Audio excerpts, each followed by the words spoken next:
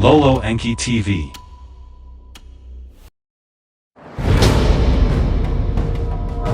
The Law of One. Book 4. Session 90. The 19th of June, 1982. Ra, I am Ra. I greet you in the love and in the light of the one infinite Creator. We communicate now. Questioner, could you first please give me the condition of the instrument? Ra, I am Ra. The physical complex energy deficit is somewhat increased by continued distortions towards pain. The vital energy levels are as previously stated, having fluctuated slightly between askings. Questioner, could you tell me the situation with respect to our fourth and fifth density companions at this time? Ra, I am Ra. The fourth density league of companions accompanies your group. The fifth density friend, at this space-time nexus, works within its own density exclusively.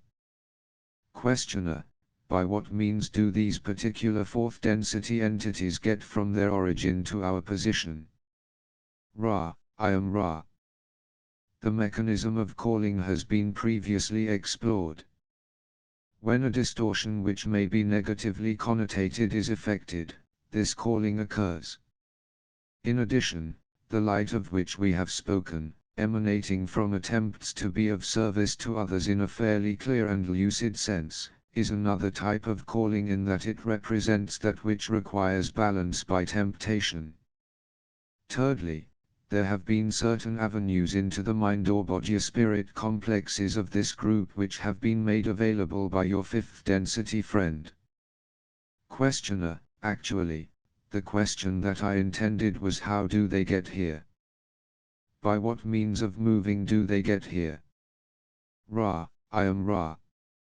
In the mechanism of the calling the movement is as you would expect, that is, the entities are within your planetary influence and are, having come through the quarantine web, free to answer such calling. The temptations are offered by those negative entities of what you would call your inner planes. These, shall we say, dark angels have been impressed by the service to self path offered by those which have come through quarantine from days of old, and these entities, much like your angelic presences of the positive nature, are ready to move in thought within the inner planes of this planetary influence, working from Timia space to spatial time. The mechanism of the fifth density entity is from density to density and is magical in nature. The fourth density, of itself, is not capable of building the highway into the energy web. However, it is capable of using that which has been left intact. These entities are, again, the Orion entities of fourth density. Questioner, you stated previously that fifth density entities bear a resemblance to those of us in third density on planet Earth, but fourth density does not.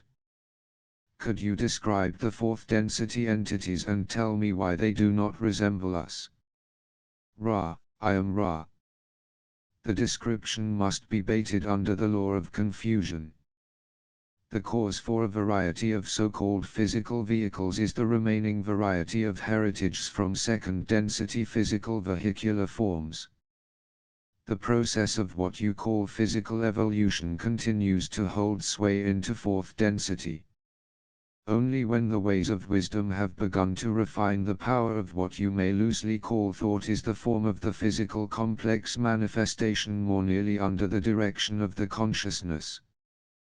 Questioner, if the population of this planet presently looks similar to fifth density entities, I was wondering why this is. If I understand you correctly, the process of evolution would normally be that of third density resembling that from which evolved in second density and refining it in fourth and then again in fifth density, becoming what the population of this looks like in the third density. It seems to me that this planet is ahead of itself by the way that its mind or body spirit complex or body complex looks. What is the reason for this? Ra, I am Ra. Your query is based upon a misconception. Do you wish us to comment or do you wish to requestion? Questioner, please comment on my misconception if that is possible. Ra, I am Ra. In fifth density the manifestation of the physical complex is more and more under the control of the conscious mind complex. Therefore, the fifth density entity may dissolve one manifestation and create another.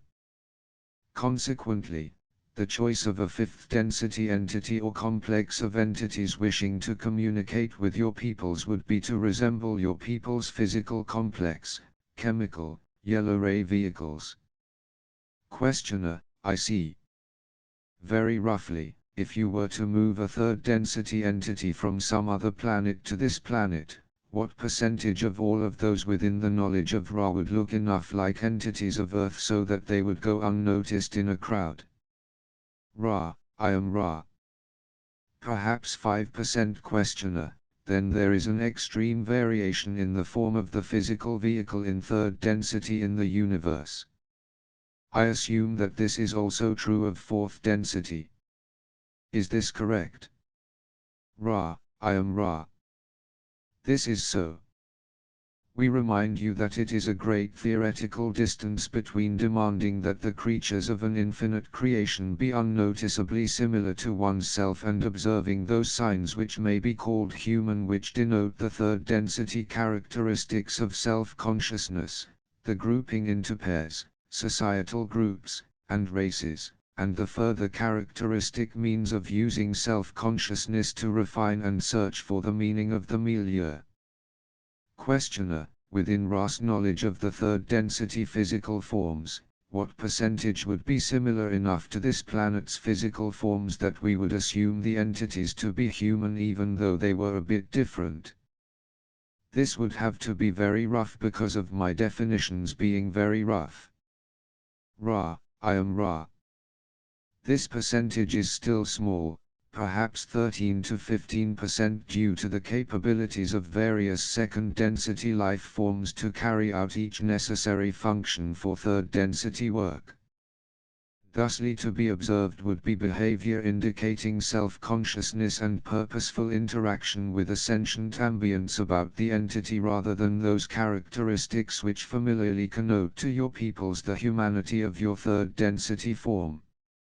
Questioner, now in this line of questioning I am trying to link to the creations of various logo and their original use of a system of archetypes in their creation, and I apologize for a lack of efficiency in doing this, but I find this somewhat difficult.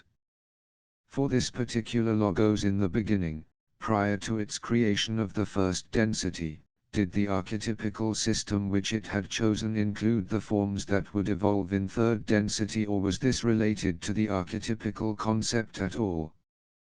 Ra, I am Ra. The choice of form is prior to the formation of the archetypical mind. As the logos creates its plan for evolution, then the chosen form is invested. Questioner, was there a reason for choosing the forms that have evolved on this planet, and, if so, what was it? Ra, I am Ra.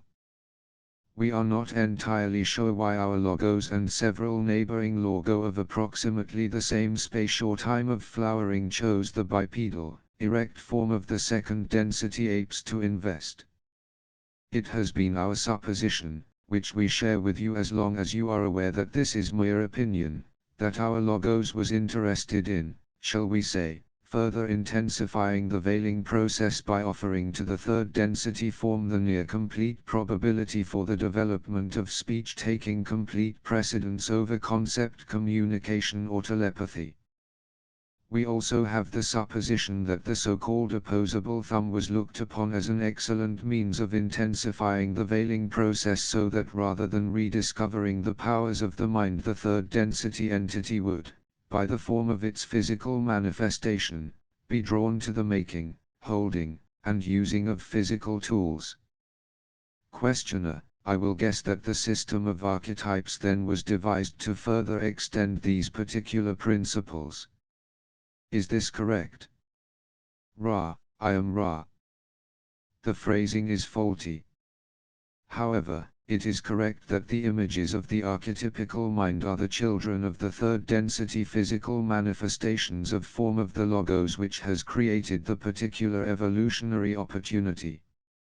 Questioner: now, as I understand it, the archetypes are the biases of a very fundamental nature that, under free will, generate the experiences of each entity. Is this correct? Ra: I am Ra. The archetypical mind is part of that mind which informs all experience. Please recall the definition of the archetypical mind as the repository of those refinements to the cosmic or all-mind made by this particular logos and peculiar only to this logos. Thus it may be seen as one of the roots of mind, not the deepest but certainly the most informative in some ways. The other root of mind to be recalled is that racial or planetary mind which also informs the conceptualizations of each entity to some degree. Questioner: at what point in the evolutionary process does the archetypical mind first have effect upon the entity? Ra: I am Ra. At the point at which an entity, either by accident or design, reflects an archetype, the archetypical mind resonates. Thusly random activation of the archetypical resonances begins almost immediately in third density experience. The disciplined use of this tool of evolution comes far later in this process. Questioner: what was the ultimate objective of this logos in designing the archetypical mind as it did?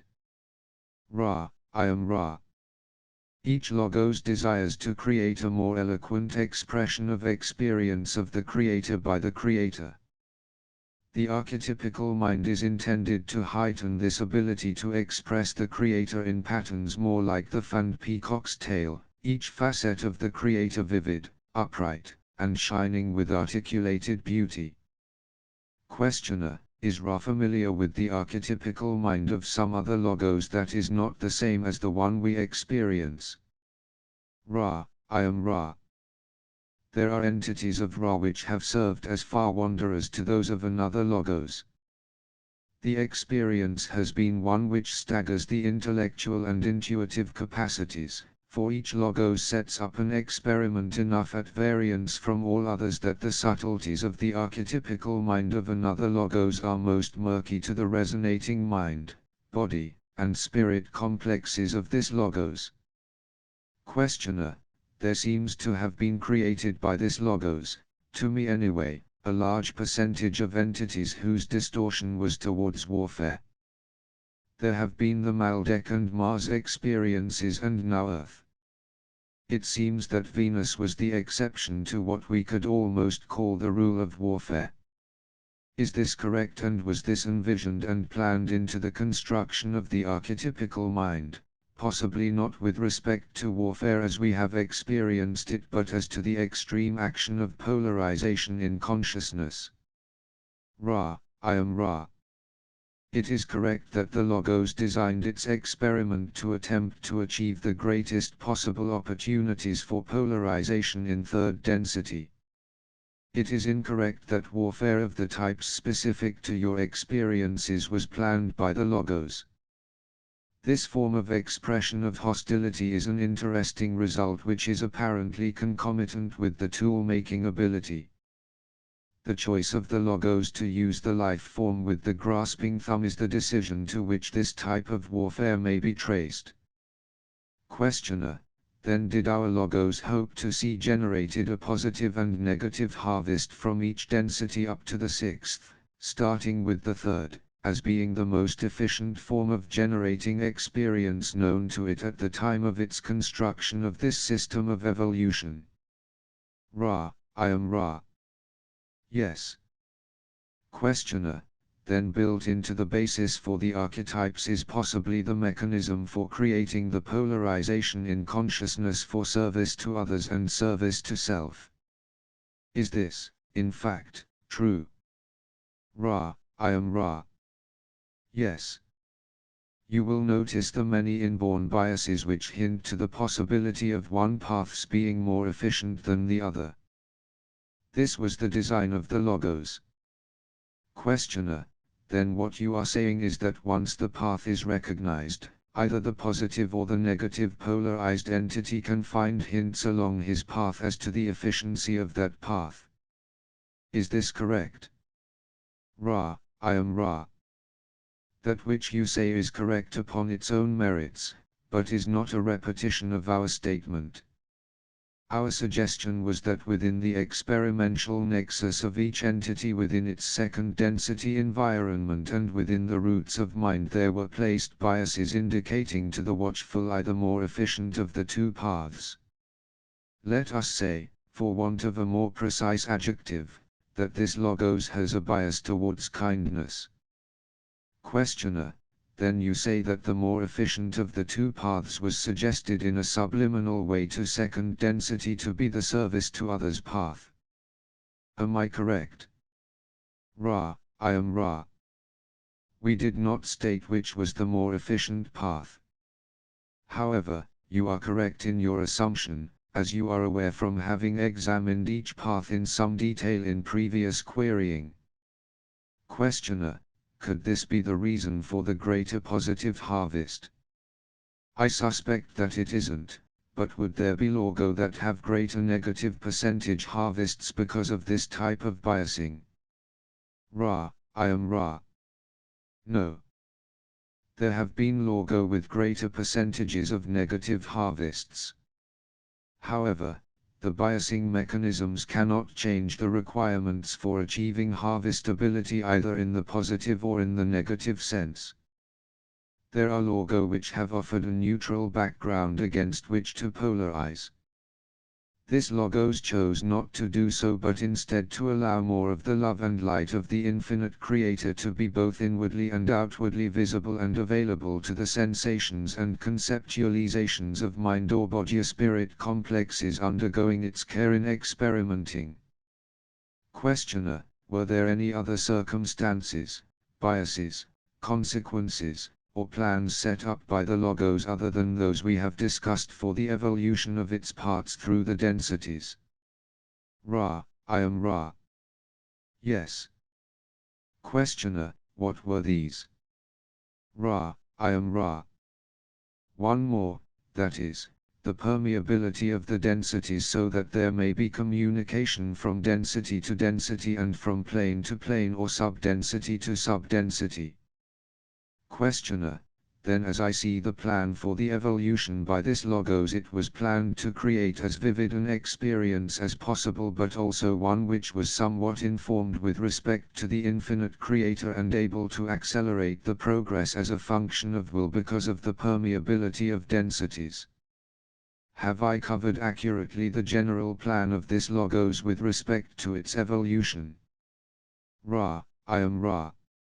Accepting the actions of the unmanifested self and the actions of self with other self, you have been reasonably thorough. Questioner: then, is the major mechanism forming the ways and very essence of the experience that we presently experience here the archetypical mind and the archetypes? Ra, I am Ra.